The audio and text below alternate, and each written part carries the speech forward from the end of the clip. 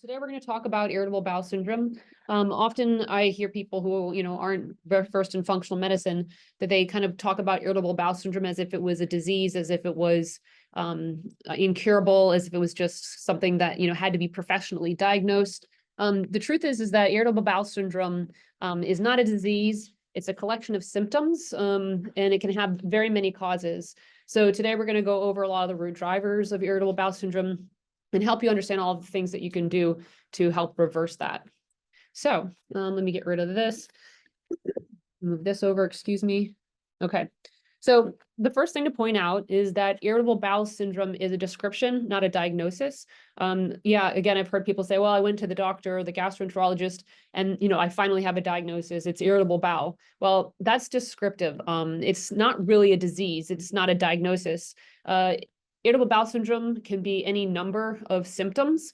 Some people are seriously constipated. For other people, it's urgency and diarrhea. It can include bloating or not. It can have abdominal pain or not. It can have reflux or GERD or not. It's just a constellation of symptoms. Oops. It's a huge problem. So, just because it's not an official disease doesn't mean it can't really be devastating to people's lives. What's going on in our gut often controls our mood. It can control our energy. It can affect inflammation and other health conditions throughout the body. Irritable bowel syndrome in the United States is a huge problem. 25 to 45 million people. That's almost 20% of the population. A significant amount of them are women, and that is probably because of our more complex hormones. That isn't a bad thing. It doesn't even mean that your hormones are bad or wrong or not in healthy levels and in healthy cycles. It's just the hormonal fluctuations give the immune system and the gut immune system a run for their money. So like a lot of inflammatory and autoimmune conditions, not all, but a lot, most of them are in women. It is the most common disorder diagnosed by gastroenterologists. Gastroenterologists are gut doctors, and constipation, huge problem, 63 million.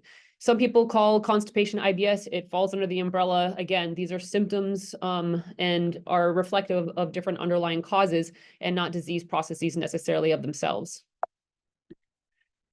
So another thing, and we won't dive into this too much, but a lot of you probably here know that gut health has huge effects on human health and inflammation in the body in general. Excuse me, I'm adjusting my heater here. The gut is 70 to 80% of the entire immune system. That depends on which way they're measuring it. It's also the second most innervated place in the body. Other cultures and other traditions actually considered it the brain, kind of the knowing center of the body. It has direct connections to the brain, influencing our emotions, our thoughts, our feelings, vice versa. Because it's the second most innervated place in the body, emotions, thoughts, feelings, reactivity affects our gut, both the gut immune system, its motility, the gut microbiome. I used to get to do research in animal models where, different stressors affected the gut microbiome, affected leaky gut, affected inflammation in the gut. So anyway, in summary, the gut health is a huge part of human health, and the health of the gut can be related to the health of many other physical and mental health conditions. So in functional medicine, it's often a place where we start. So let's go over what the conventional approach is. Excuse me, I'm getting over something, so I'll be drinking a lot. So irritable bowel syndrome, again, is a diagnosis. It's a symptoms, not a disease, and it's a diagnosis of exclusion. So if you see a gastroenterologist, they'll rule out other disease processes or other major things that could be going on. It might be inflammatory bowel disease. That could be ruled in or out from a colonoscopy. Might be just reflux without any lower intestinal symptoms.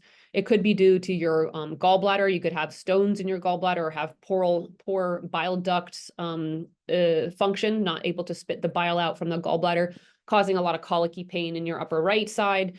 It could be due to outright gut infections, C. diff, Giardia, Shigella. It could be celiac, which is a gluten allergy, which has an inherited predisposition.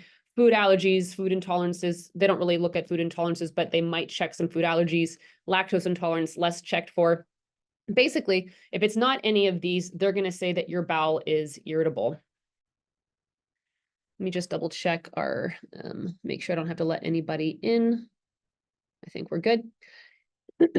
Okay, so again, not to be beat the dead horse, or excuse me, bad pun, not to reiterate too strongly, but IBS is a group of diverse symptoms with numerous underlying causes.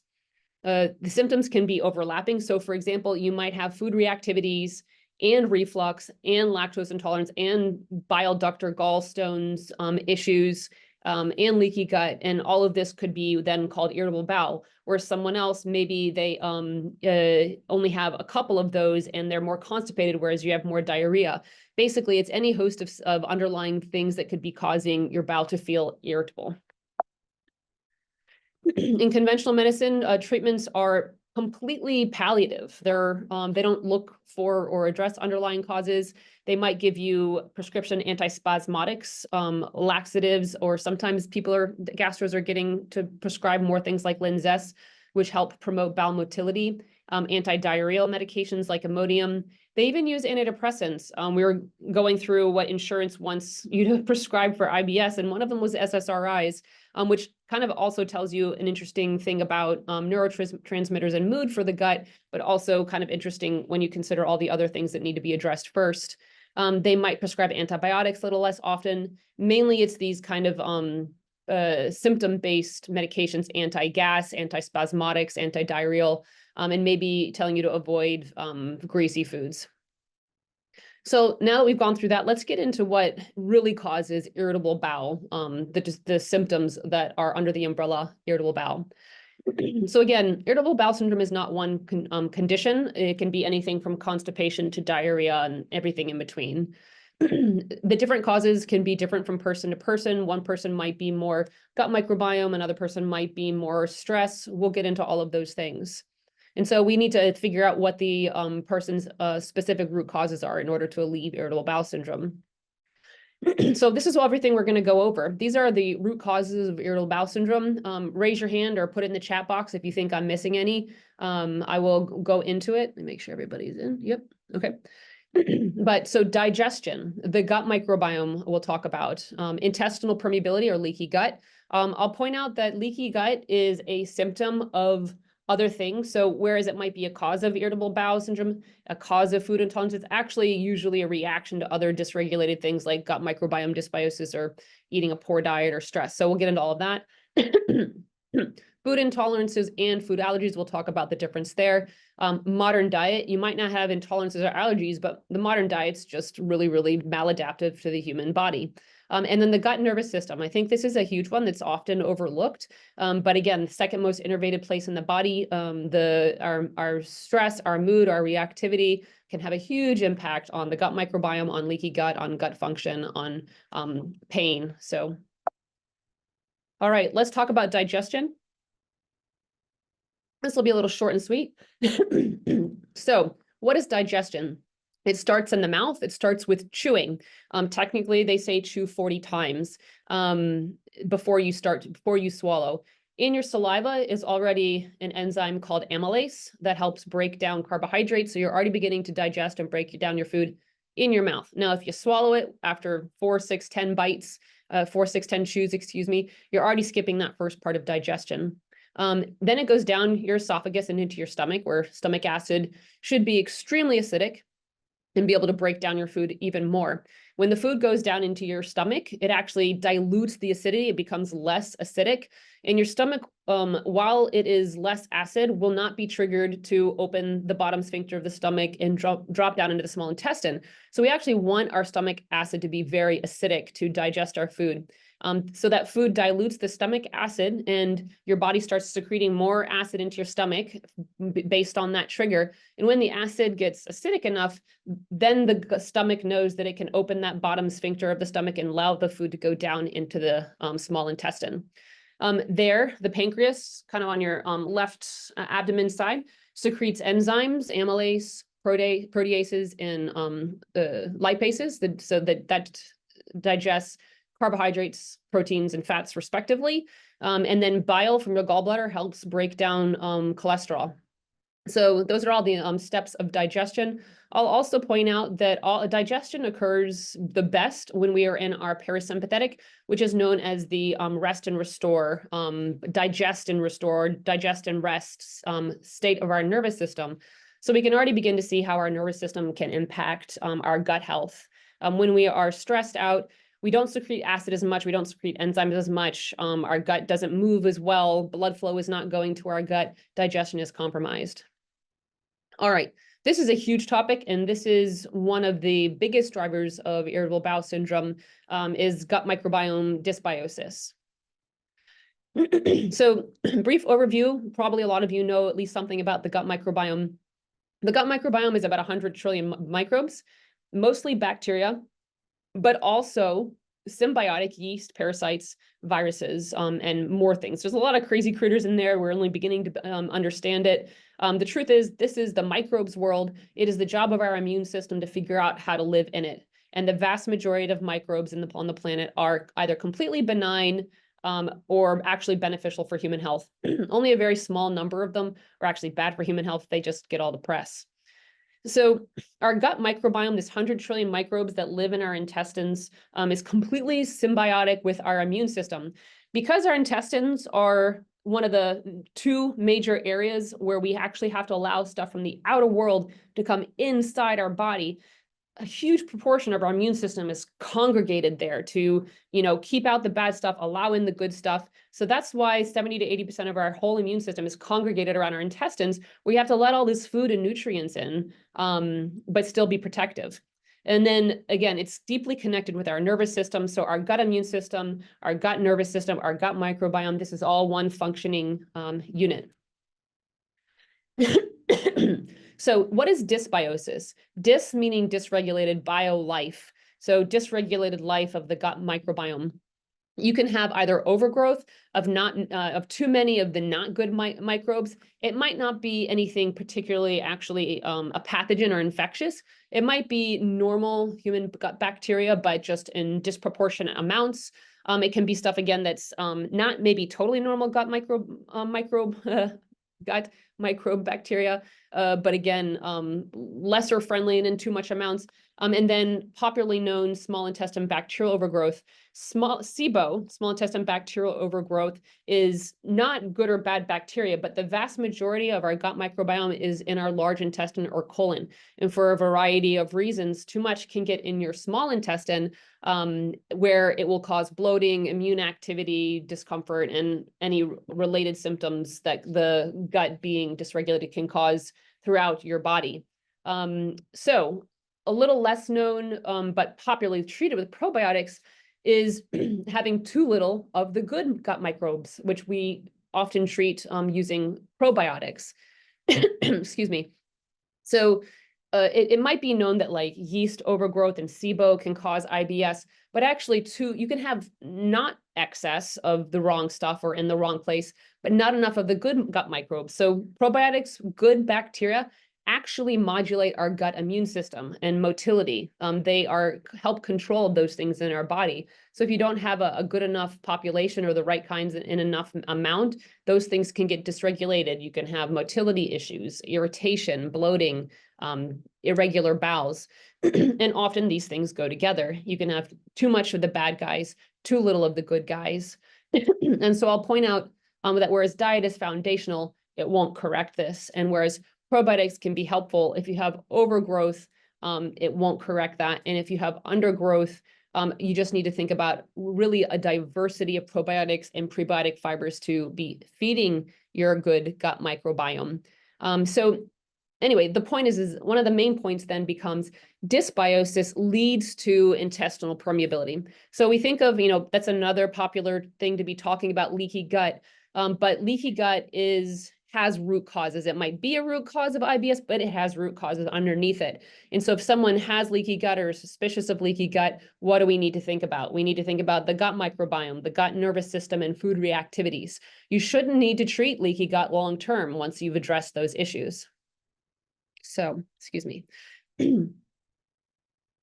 So hopefully this isn't too complicated a graphic, but you see on the left, gut homeostasis, you have commensal or normal gut bacteria, the gut mucosal lining where a lot of the immune system starts, and a proper cell junction barrier. You don't have leaky guts, you have tight junctions, and the immune system on the other side isn't fighting a battle. Now here on the right, dysbiosis, too many of the wrong critters. that basically triggers a launching of the immune system. It knows something that shouldn't be there is there. It creates leaky junctions between the cells of the intestine, the intestinal tube, that allows more immune activity to get into the intestine to deal with the dysbiosis. So again, treating leaky gut is about treating the causes that are triggering the immune system to be active and leading to the leaky cell junction barriers. All right, perfect introduction. So we're already deep into intestinal permeability. So intestinal permeability, AKA leaky gut, that's when your cells that make up your intestinal wall lining get leaky. And the reason they get leaky is because there's some sort of trigger there. The immune system thinks that it needs to open up the gates to allow the immune system to go attack something in your gut. So when these cell junctions get leaky, that allows food antigens and microbial debris to basically pass through and get exposed to our immune system on the inside of our body that should not happen. And then the body's immune system really freaks out because it's like, this stuff should not be leaking through my gut. Now I'm really going to react. So it can trigger visible, usually non-visible inflammation. So that's why, like, if you get a colonoscopy, your doctor's like, oh, everything's fine, you don't have anything going on. Whereas you might feel inflamed and terrible there. It's not like a true inflammatory, erosive looking inflammation. It's immune activity. And again, it is a cause of IBS, but then if you have leaky gut, we need to think about what is causing the leaky gut. Gut microbiome, gut nervous system, food intolerances, reactivities, food reactivities. So we'll keep beating that point across. And then the other thing is leaky gut or intestinal permeability actually has a ton of research linking it to connection to triggering or exacerbating autoimmune disorders and inflammation throughout the body. So the gut microbiome, food reactivities, leaky gut are primary things we want to correct if we're dealing with inflammation or autoimmunity anywhere else in the body. So here you go. Leaky gut is a result of poor digestion. Improperly chewing and allowing food to be put into your intestines that isn't broken down enough can trigger more of an immune response in leaky gut. The dysbiosis we went over, food intolerances and allergies. I separate that from the topic of standard American diet, and I just think it's hilarious that the government actually made the acronym SAD for that. And this is different. It might not be an intolerance or an allergy, it just might be like toxins and poisons in the food and sugar and processed foods that aren't a true allergen or intolerant, but your gut's going to react to. Stress, the gut nervous system, and then inflammation. Inflammation's interesting. So inflammation is both a result of leaky gut, gut microbiome dysbiosis, all these things, but also inflammation, especially in like inflammatory bowel disease or in other more systemic non-gut related inflammatory disorders or autoimmune disorders, actually affects and changes the gut microbiome and the gut immune system. It's kind of converse. It's two ways.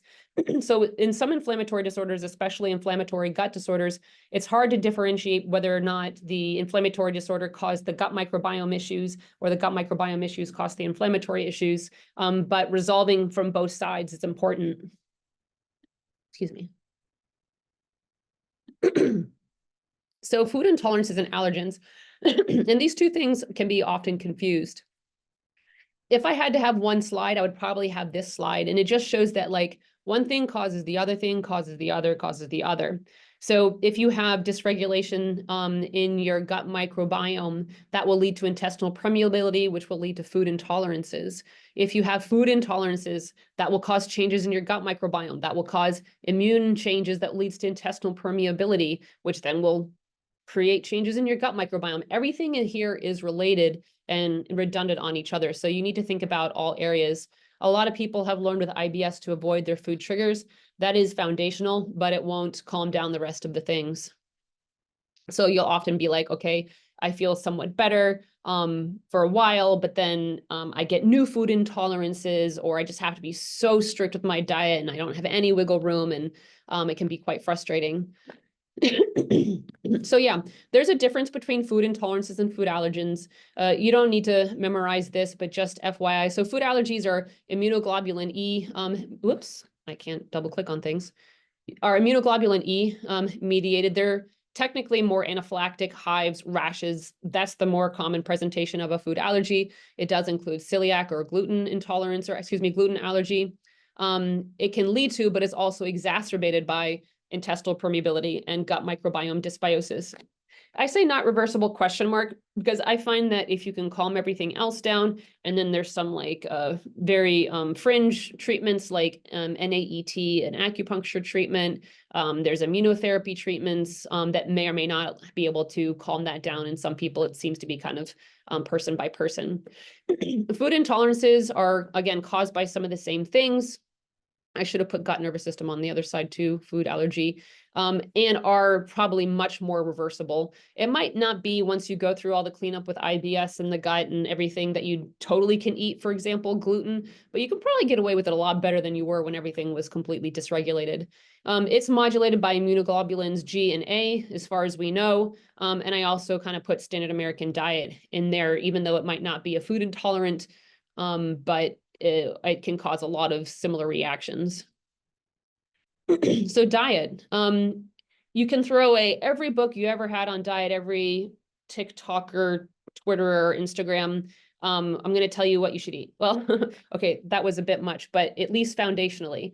So I think it's most important, and if we've worked together, I'm sorry, I'm repeating myself, you've heard this before, but the standard American diet or processed food was invented in World War II to feed our soldiers. We needed to get preserved food that wasn't going to decay out to our soldiers. And then we had this big processed food industry, and the processed food revolution took off in the 50s and really became common food in the 80s and then 90s. You see processed food becoming the predominant, most common thing people eat. You also see a lot of other health things go skyrocketing as it follows the reliance on processed food.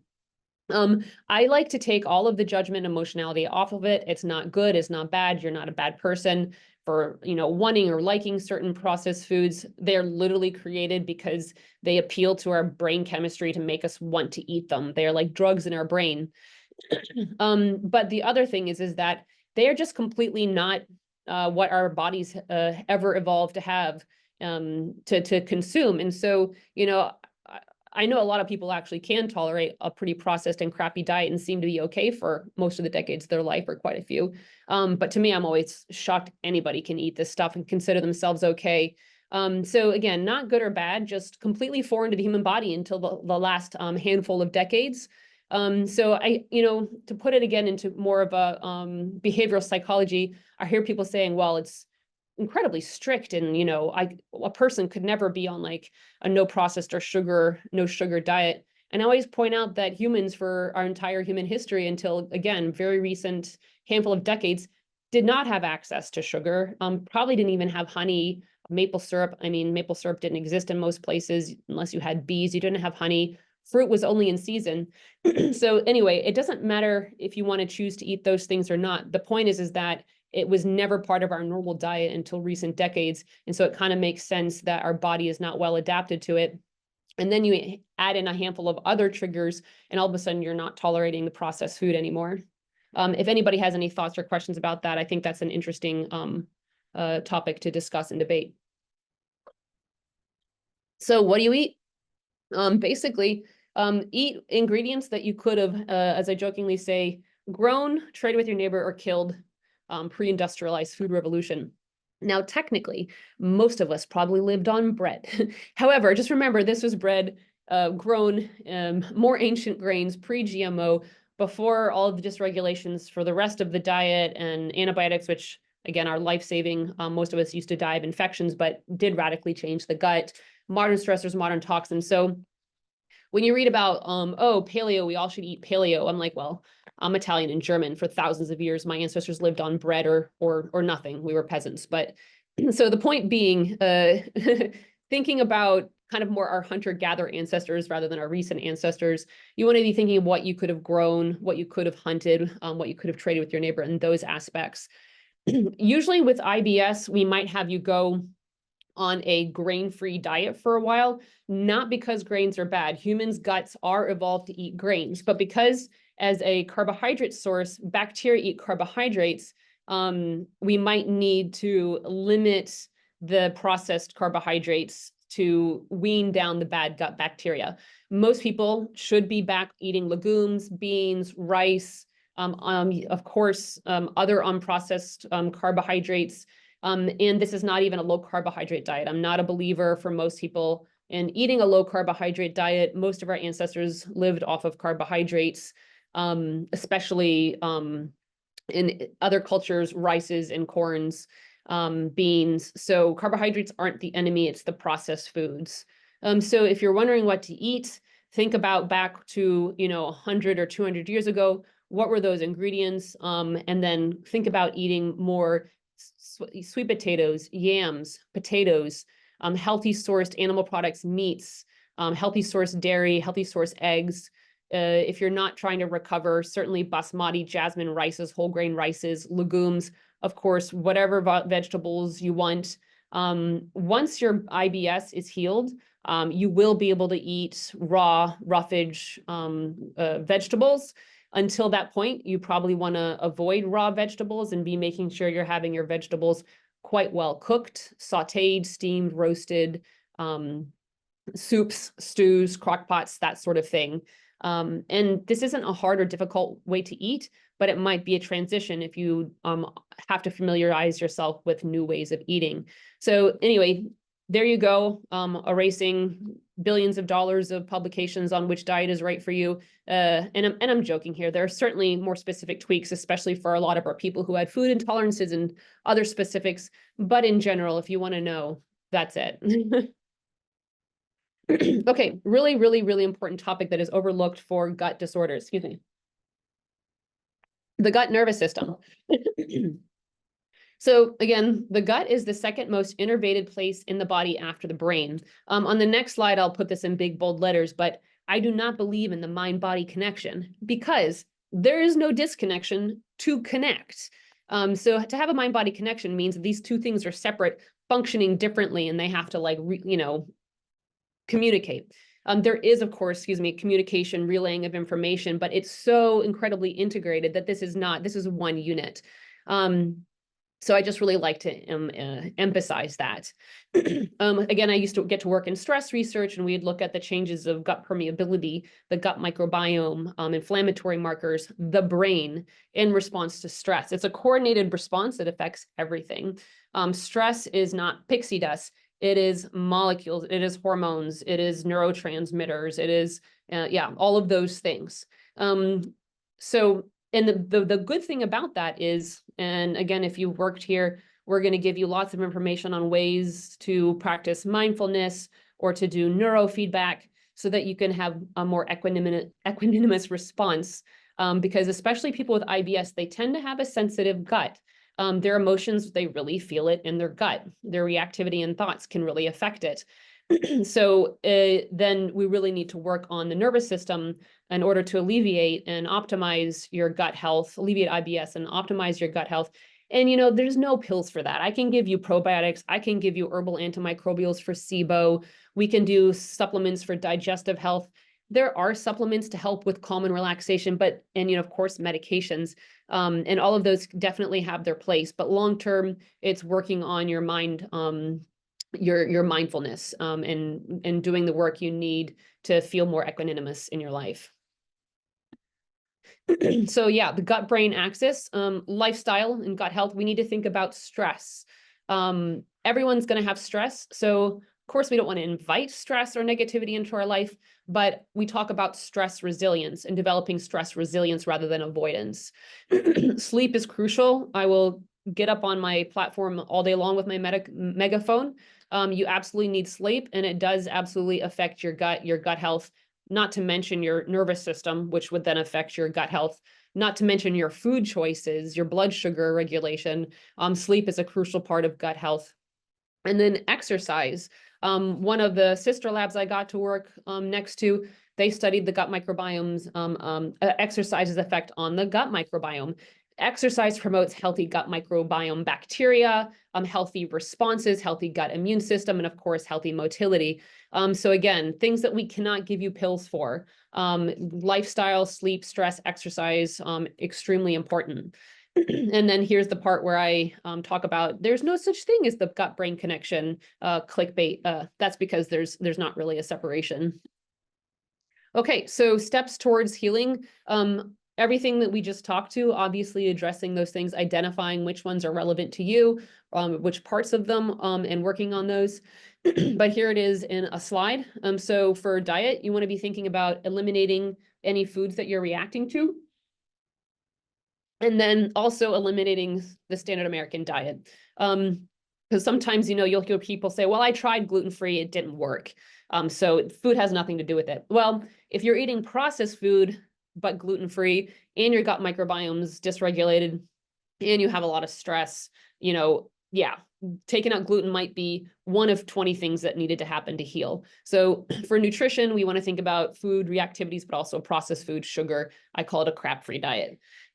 For gut microbiome, we do testing for all of this to figure out if you have overgrowth of certain not great bacteria, if you have not enough of the good probiotic bacteria in your large intestine, if you have SIBO, small intestine bacterial overgrowth, if you have inflammatory markers or gut irritation markers like secretory IgA. I actually don't even test for leaky gut because it's there's so many things that cause it. I don't even care if you have leaky gut. I'm going to work on your gut microbiome, your digestion, your irritation, your inflammation, all that stuff's what matters.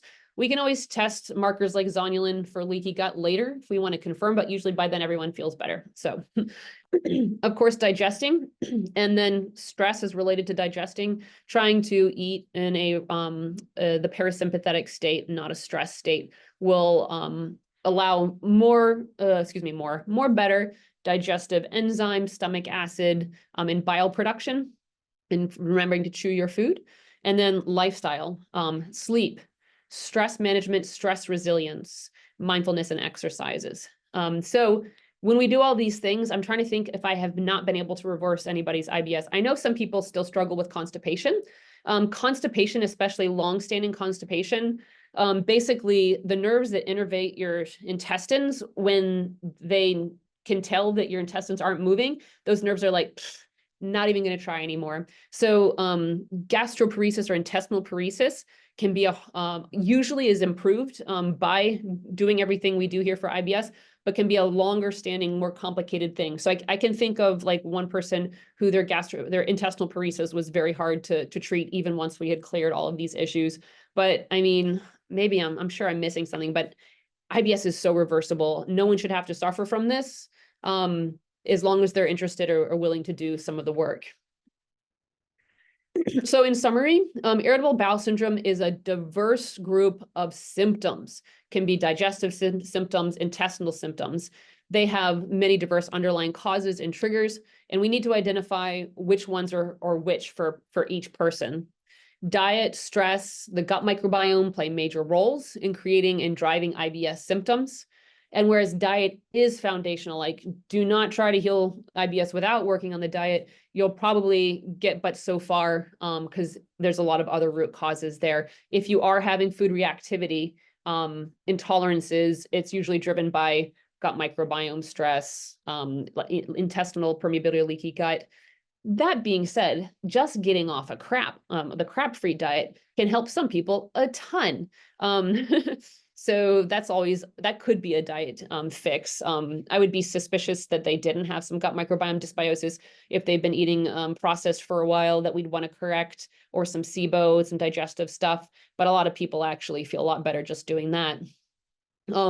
Yeah, I guess I couldn't claim to reverse IBS if we can't get the person to not just eat a standard American diet. So yeah, and then again, not specific to IBS, but in general, just emphasizing the importance of working on the gut because it can have such profound effects on inflammation, the immune system, the brain, mood, energy through the rest of the body. In functional medicine, it can be one of the first places where we work on people. That being said, it also isn't the root cause for a lot of things and a lot of issues for people, but it can be incredibly helpful for a lot.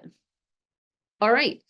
So questions and comments, if there are any. I'm going to open this up so I can see that. Oh, let me see. That's all good. Yeah, so I will just hang out here. And how are we doing? We're good. We did it in like 35 minutes.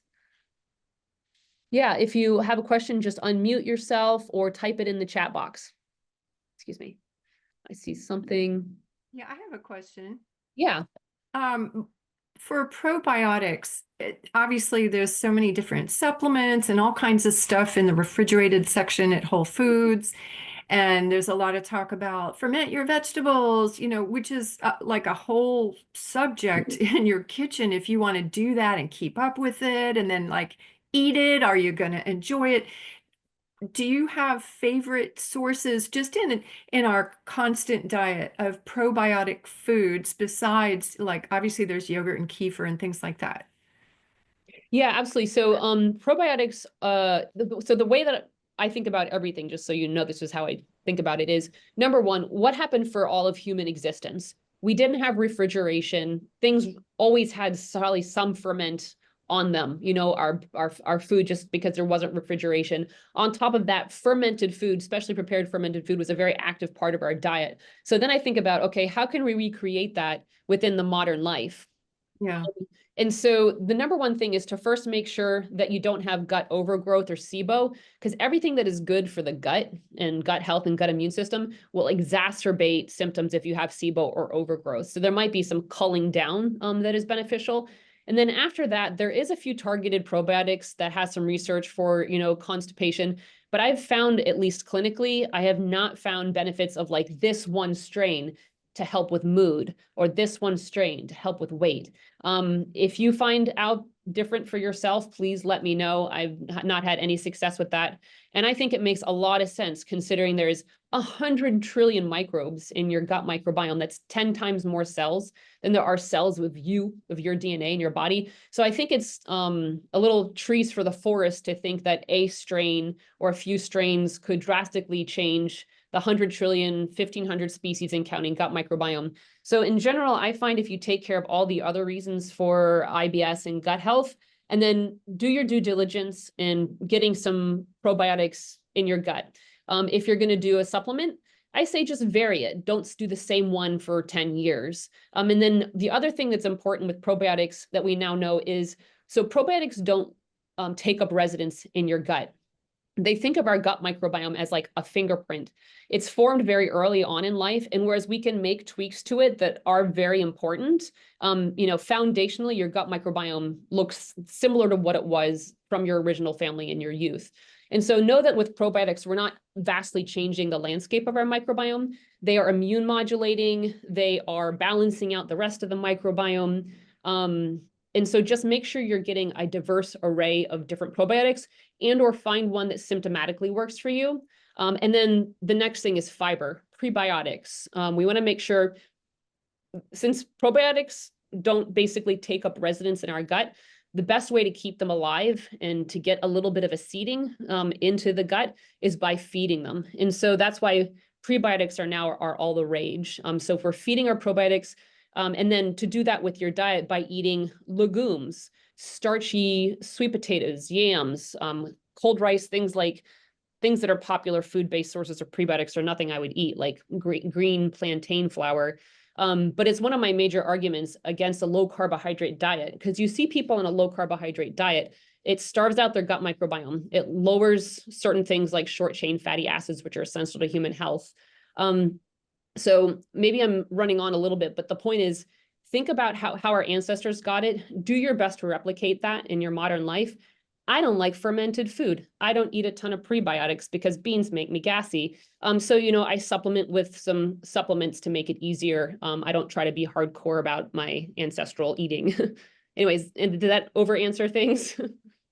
I think so, because yeah, for those of us who are trying to do a good job and doing our homework, and then it's like, well, I don't know if I want to go through all the trouble to make a food that I'm not going to enjoy, and I'm going to feel guilty if I'm not eating it because this is supposed to help me be healthy. But as far as the variety of fruits and vegetables and the fibers, and even some of the prebiotic fibers are relatively inexpensive and can be easily added to smoothie or my morning coffee egg latte.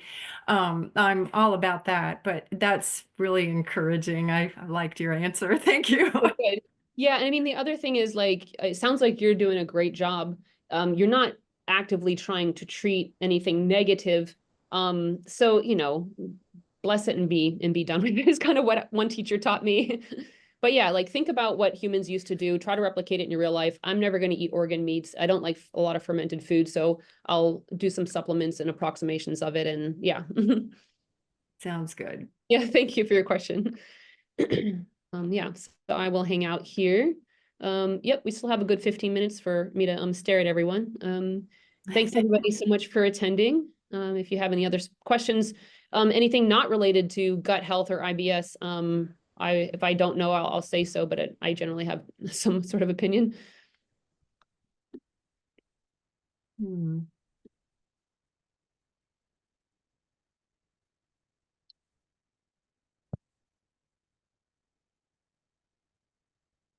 Okay.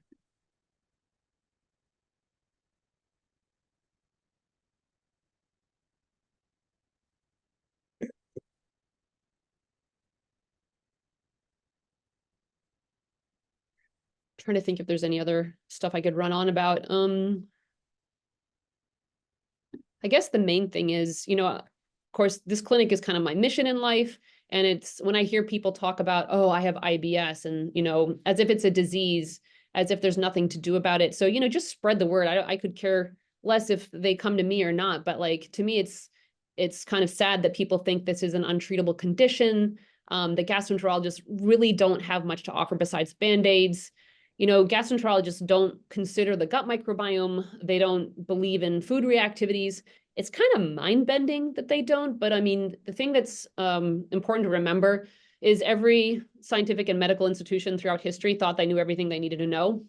And 100 years later, they were looked at back and they were like, oh, wow, what were we thinking?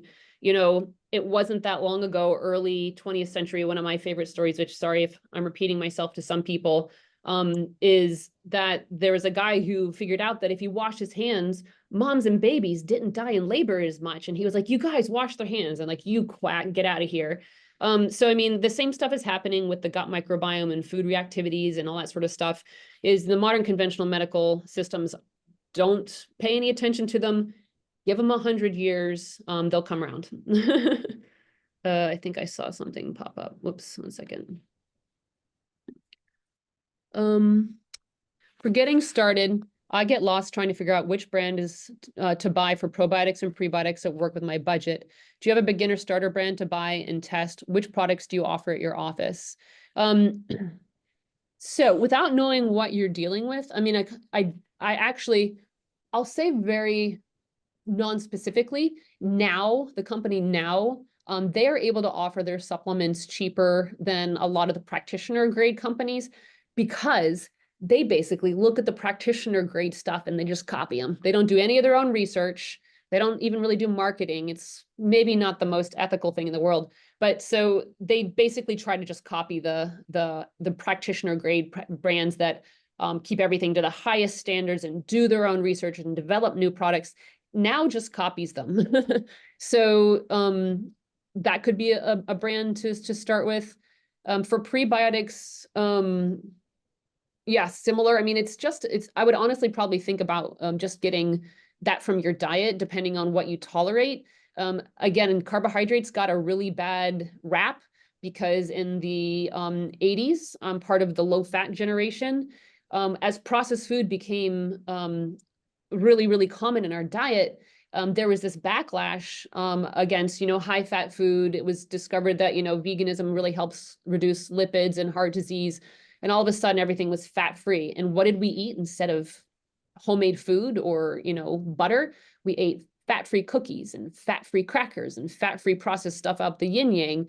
And then that created this backlash because everyone was bonking out of their brains on so much processed carbs. And now carbs are bad. But I mean, carbs aren't the enemy. It's the processed carbs. So if you can't tolerate soluble fiber like rice and beans and bananas and starchy tubers and sweet potatoes, then we need to work on your gut so you can. So that would be my best recommendation for prebiotics.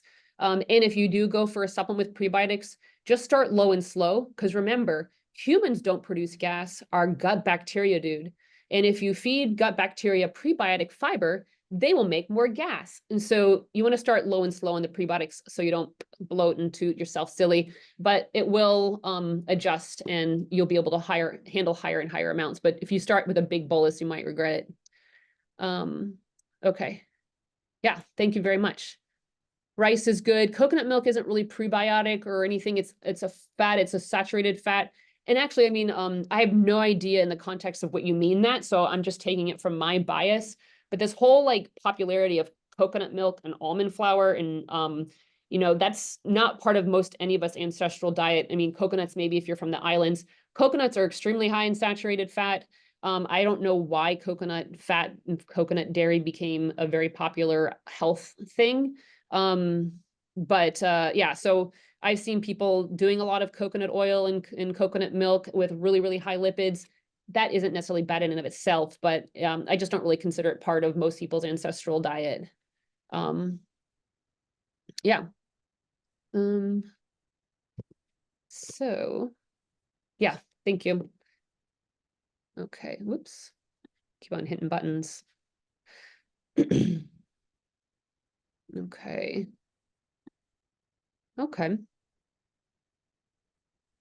If anybody has any questions about any other conditions that you might be dealing with.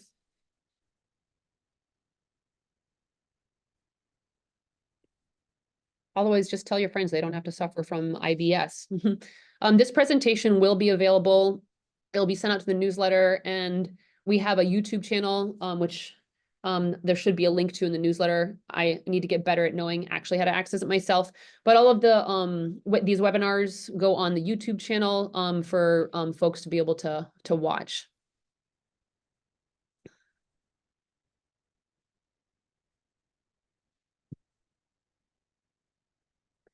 Does anybody have any stories of things that have worked for them? They're welcome to put that in the chat box or to unmute and tell me about that. I'm always open to learning. If there's anything here that you think I didn't mention or that has worked for you, love to hear it.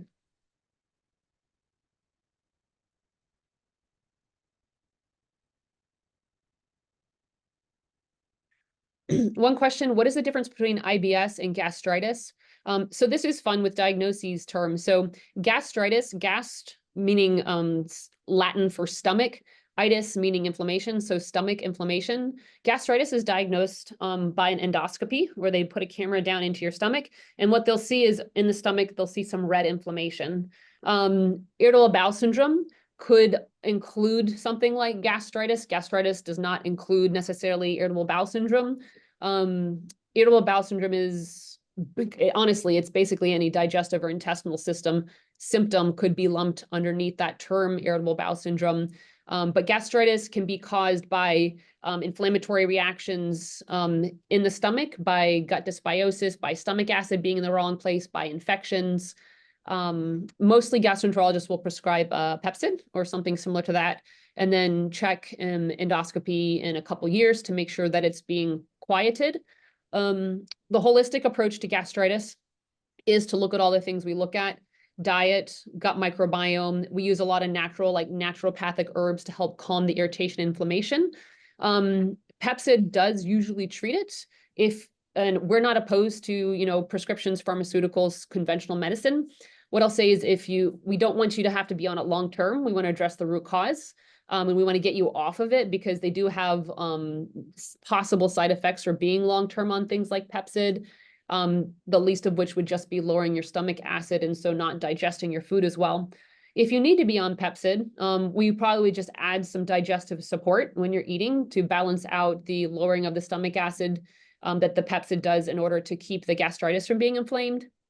And if you're someone who is really opposed to being on Pepcid or some kind of conventional medication, what we would do is we'd work really, really hard on root causes to resolve it, but we'd absolutely want to follow up endoscopy. Let's say you felt symptom-free, but you didn't know you still had inflammation there. That inflammation long-term puts a little bit higher risk for things like stomach cancer. So if we do their natural, well, either way, natural route or conventional route, we want to follow up with an endoscopy because even if you're symptom-free, we want to make sure that inflammation isn't still there. So yeah, but gastritis can be part of IBS, and IBS is basically any gut symptom. Can be include any gut symptom. Yeah, so welcome. Yeah, so question about autoimmune issues and how does your gut affect that? So yeah, if you, as a functional medicine practitioner, the first thing they teach you in functional medicine is to work on the gut for inflammation or autoimmune stuff. So as I mentioned too many times, 70 to 80% of the entire immune system is in the gut. So autoimmunity isn't necessarily directly created by gut stuff, but if 70 to 80% of the immune system is being dysregulated because of the gut stuff, that's going to have profound effects on inflammation and autoimmune triggering in the rest of your body, even if it's not related to gut autoimmunity. So calming that down often has really beneficial effects of decreasing activity of the autoimmunity, of inflammation. So there's a lot of research on leaky gut and intestinal permeability and its connection with autoimmunity. This one leaky gut researcher, Fasano, I think it's Fasano, something like that. It does research. He basically says that autoimmune conditions don't exist without intestinal permeability. And so treating that is really important. What I'll say is I think probably 70 to 80% of people who I've seen with autoimmune inflammatory stuff do infinitely better once we get their gut done, or gut improved done. That's not the right word. 20 to 30%, their autoimmune inflammation is either only minimally improved or really is not being impacted by their gut. Probably closer to like 15% have zero impact.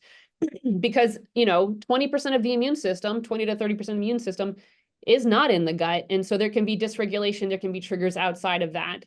And then the other important thing is, once you have autoimmune antibodies, you will always have those autoimmune antibodies. That does not go away. And so when we're working on the gut or working on in a holistic way, a functional medicine way of addressing autoimmune issues, what we're trying to do is identify and calm any triggers, any root causes, any sources of dysregulation, either that has caused or is a reaction from the autoimmune condition in order to improve management of the autoimmune condition, hopefully to the point where you may not even know that you have symptoms. And then you might need to stay on a management protocol to keep that way, to keep that optimal management. Sometimes you might still need medications, but what I find is for people whose conditions were not well managed by medications, or maybe the condition was managed by medications, but they still didn't feel that great, at least with this approach, you actually will probably feel really well, get much better response and much better remission and much better overall health.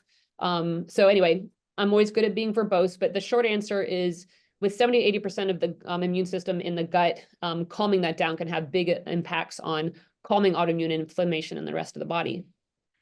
So, all right, I've managed to talk our way through a little bit longer. If anyone else has any other questions in the last couple minutes. Otherwise, thank you guys. Oh, yeah. I have one more. I've had issues for like 20 years, but it's been better lately. But do you have recommendations when someone is having a particularly difficult day? You're cramping, you've been on the toilet a lot, you feel the biliousness is just awful, and you don't want to leave the house. My go-to has often been Pepto-Bismol, maybe massaging a little bit of diluted essential oil on my stomach. Do you have recommendations for when you're having a bad day? What is temporary help? A few different answers to that. Number one is hopefully identifying what caused a bad day. Did I eat something? Have I been really stressed out? So if I can identify what might have been the trigger for that bad day, doing something specific to that. So if it was stress, maybe doing something around mind body work, breath work, meditation, yoga. I came to acupuncture because it was able to treat symptoms of my gut autoimmune disorder. So I will always stick a needle in you. I'll stick a bunch of needles in you. I'd say about roughly 80% of people I find actually do really, really well. So if you're having a bad day, call and get in for an acupuncture appointment. That can not infrequently resolve it. Yeah, so I mean, first thinking about what was the trigger that caused it, trying to do what's necessary specific. So if it was like I ate something silly, I have some gut triage protocols. It's a lot of stuff if you have done the work, like the Repair Vite, some kind of binder like GI Detox or activated charcoal. If you do well on probiotics, taking a ton of probiotics, because again, probiotics are immune modulatory. They can help calm inflammation and irritation. So I have some triage protocols like that. But yeah, hopefully identifying what the trigger was and doing something specific for that. And then when in doubt, I'll do acupuncture.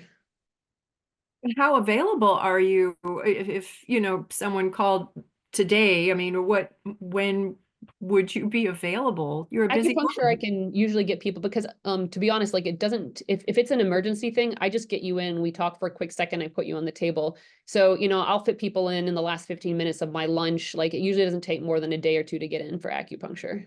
Oh, okay. Yeah. Yeah. So, yeah. Well, guys, we've managed to make it through the whole hour. Any other final questions? Happy to hang out here. But otherwise, thank you guys so much for coming. It's always an honor that people will come and listen to this passion that we have here at InHealthRVA. We love to support you, and we'll always be working to improve and augment our support for you. Always open to anybody's ideas or questions, and otherwise, have a wonderful day. Be safe out there in the rain, and have a happy holiday. If you have any other topics that you'd like talked about, feel free to email info@InHealthRVA or email me in the portal. I'm open to talking about anything, so almost anything. So thank you all so very much. Thank you. Thanks, guys. Take care.